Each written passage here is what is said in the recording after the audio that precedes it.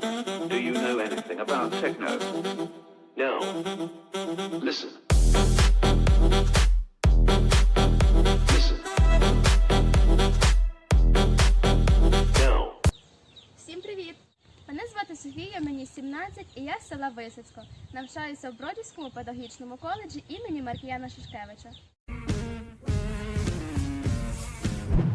Перша. Поринути у справу адвокатури, навчаючись у юридичній академії. Друга. Також я мрію пов'язати своє життя з роботою із дітьми, яка буде приносити мені моральне задоволення.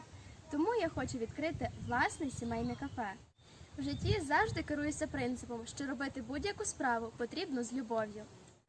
Я намагаюся спробувати себе у різних сферах, і тому раджу кожному не покладати рук, коли щось не виходить. Адже кожен фініш – це, по суті, старт.